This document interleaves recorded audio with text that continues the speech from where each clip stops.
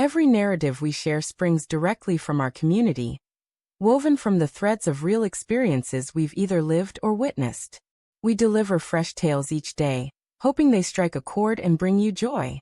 Thank you for joining us. Words struggle to convey the moment something within you shatters. Not with a dramatic crash, but with a subtle, almost imperceptible crack, like delicate glass fracturing quietly before it crumbles completely. That's how it felt when Emily turned to me with a smirk and hissed, "If you're so desperate for affection, why don't you seek it somewhere else?" Her laugh followed, harsh, icy, devoid of warmth or humor, a cutting rejection that sliced through me like a knife. We'd been married for 7 years. I met Emily in Lexington, Kentucky, both of us working late shifts at a neighborhood grocery store in our early 20s. She was sharp, fearless, and brimming with energy. I was the reserved one, laid back, saving for college. She'd tease me about my beat-up old truck and my obsession with basketball, while I nicknamed her Firecracker for her fierce, unyielding spirit. A year into our relationship, we relocated to Columbus. I earned my degree and became a high school phys ed teacher and basketball coach.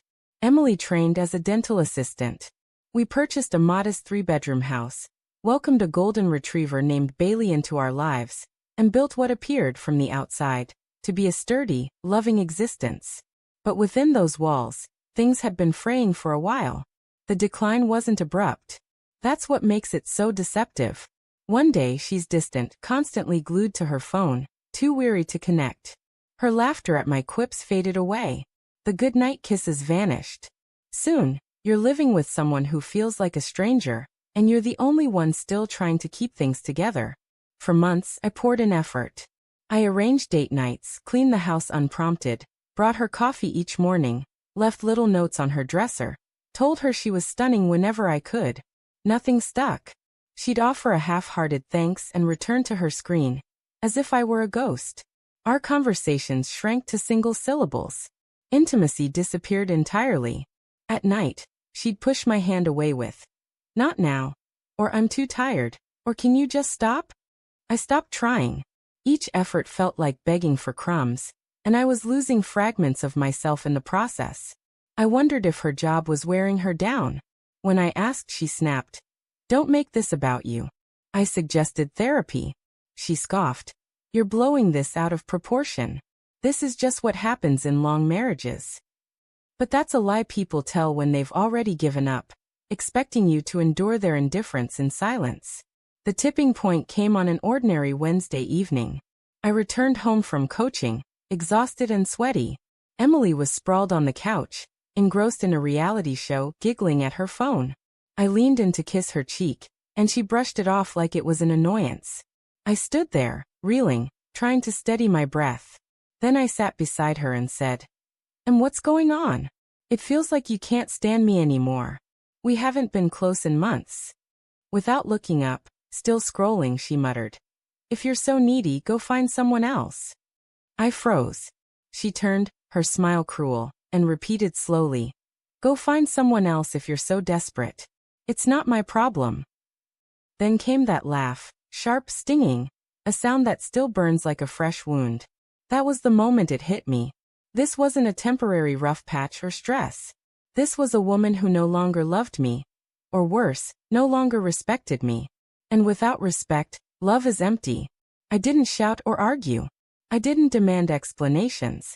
I just sat there, breathing deeply, then stood, walked to our bedroom, and shut the door. She didn't follow. She didn't knock.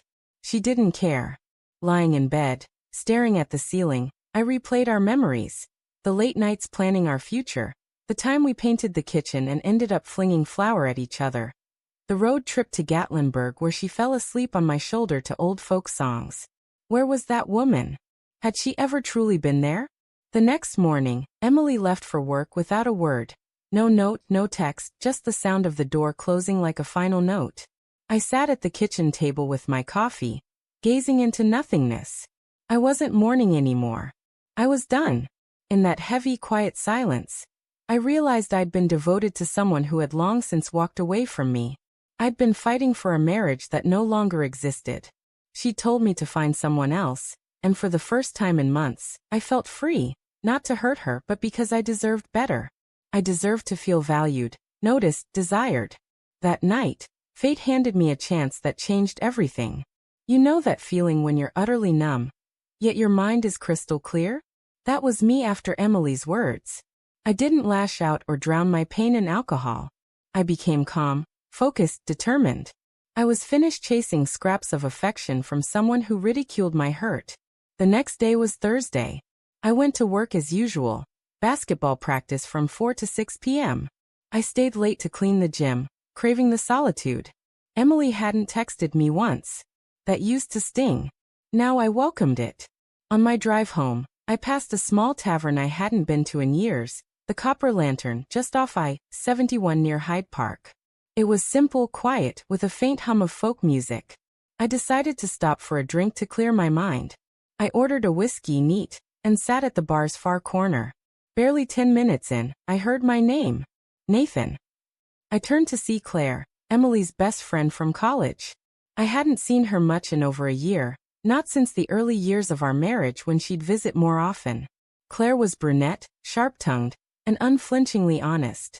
I always respected her straightforward nature, though Emily sometimes called her too direct. She slid onto the stool beside me, ordered a cider, and said, "It's been forever. You look changed." I raised an eyebrow. Changed how? She studied me. Quieter maybe. Worn down, but steadier somehow. I gave a dry laugh. Yeah, life's been heavy. She leaned closer. Is Emily still shutting you out, or has she finally started acting like a spouse again? Her words struck like a blow. You noticed? I asked. Claire tilted her head. Nathan, I've known her since college. I see how she treats you. You're a good man. I don't know what's wrong with her anymore. I took a slow sip of whiskey, letting her words sink in. We sat in silence for a moment, not uncomfortable, just weighted with truth. Then I said, last night, she told me to go find someone else if I wanted intimacy. Claire's eyes narrowed. She said that. I nodded. She was quiet for a long moment, then muttered, damn.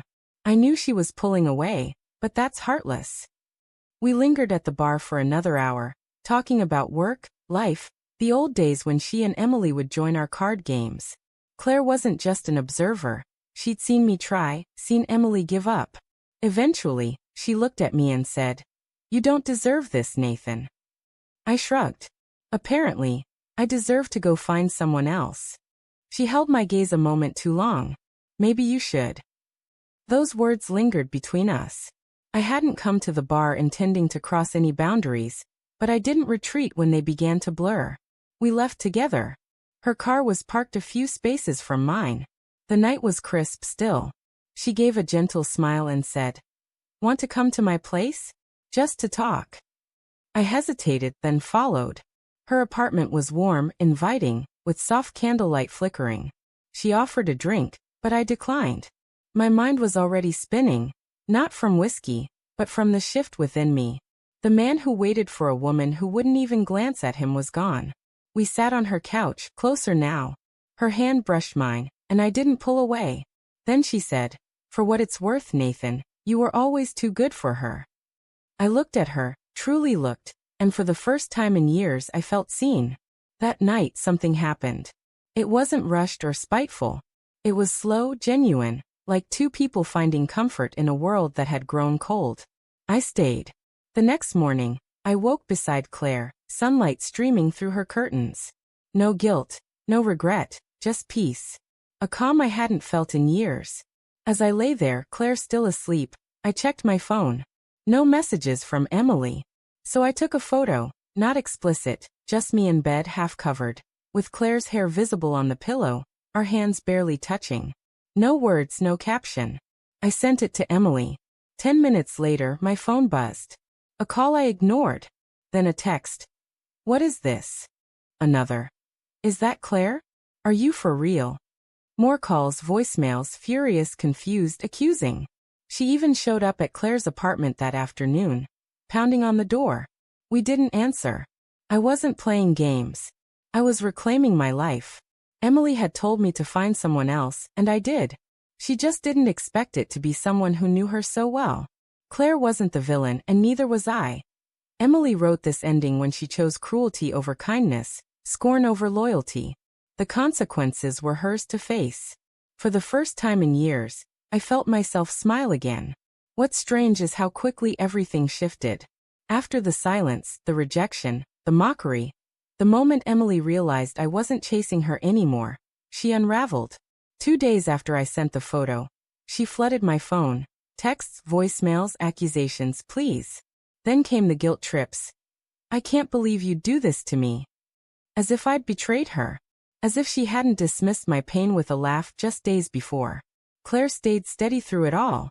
She wasn't intimidated by Emily, and wasn't looking to build anything long-term with me either. We'd shared a moment born of mutual understanding, not manipulation. The real change was in Emily. In 3 days, she went from smug to desperate. She texted, "We need to talk. I'm not okay. Please." I didn't respond. She showed up at my school's parking lot after practice, leaning against my truck like nothing had happened. I walked past her. She followed, voice trembling. "Nathan, please. Don't do this. That photo. It broke me." I looked her in the eye and said, "Good."